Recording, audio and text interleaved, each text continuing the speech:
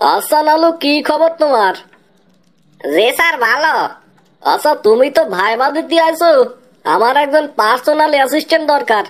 তুমি যদি আমার প্রশ্নের সন্তোষজনক উত্তর দিতে পারো, তোমার চাকরি কনফার্ম। জি স্যার, আপনি প্রশ্ন করে ফেলান। ইনশাল্লাহ আমি চাকরিটা কনফার্ম করে যাবো আজকে। আচ্ছা, কও তো দেখি, ছেলেদের বিয়ে করার জন্য সবচেয়ে উপযুক্ত মেয়ে কারা বলো তো? স্যার, প্রত্যেক ছেলেদের বিয়ের ক্ষেত্রে আমার মনে হয় তার মামাতো বোনই সবচেয়ে বেশি উপযুক্ত।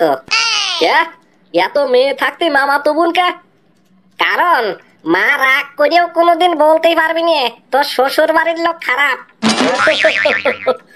আসলেই তোমার কথায় যুক্তি আছে নালু। জি স্যার, আমি যুক্তিবিদ্যার ছাত্র যে। আচ্ছা, স্বামী জিনিসটা মেয়েদের কাছে আসলে কেমন বলতে পারো? স্যার, প্রত্যেক স্ত্রীর কাছে স্বামী এমন একটা জিনিস যেটা বাসায় বেশিক্ষণ থাকলেও ভালো লাগে না, আবার বাসায় বাইরে বেশিক্ষণ থাকলেও ভালো লাগে না। হ্যাঁ, তালি পারে ভালো লাগে কি তাদের? স্যার, তাদের ভালো লাগে যদি স্বামী লোডশেডিং এর মতো ঘন ঘন যাওয়া আসা করে তালি পারে। হ্যাঁ?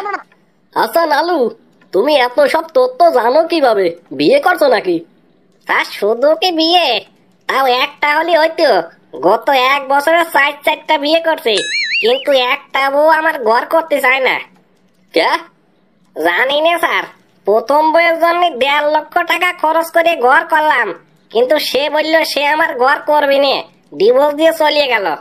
তারপর দ্বিতীয় বউ কেন গেল? তাও জানি না স্যার, সেও বলল আমার ঘর করবি না, তাই দ্বিতীয় বউকে ঘরের সাথে আরো 50,000 টাকা খরচ করে বারান্দা করে দিলাম। বললাম তুই আমার ঘর না করিস, অন্তত বারান্দাটা কর। হ্যাঁ? তাও ঘর করলো না? না স্যার, ঘরও করলো না, বারান্দাও করলো না, বরং যাওয়ার সময় বলে গেল তুমি তোমার ঘরে আর বারান্দায় সাদা মূলো চাষ করো বসে বসে। তোমার কথা শুনে কষ্ট লাগতেছে, কিন্তু তার চেয়েও বেশি হাসি পাচ্ছে। স্যার হাসেন হাসেন, হাসলি পরে মন ভালো থাকে। উম আচ্ছা নালু, আমি একটা জিনিস বুঝলাম না। কি স্যার?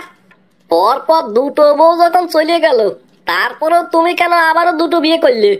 সম্পদ বাড়ানোর জন্য স্যার। হ্যাঁ?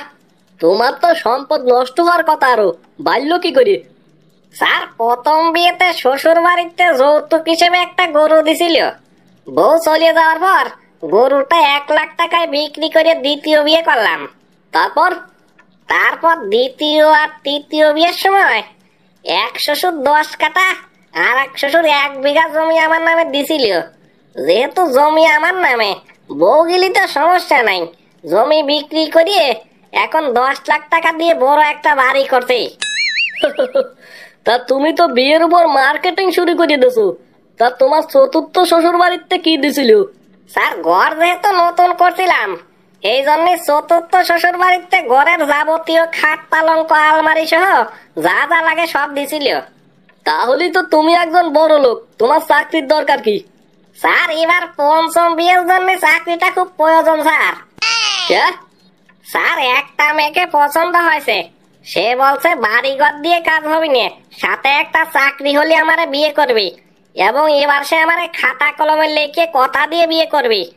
আর তো স্যার বিয়ে করতে পারতেছি না, একটা বউ অন্তত ঘর করো।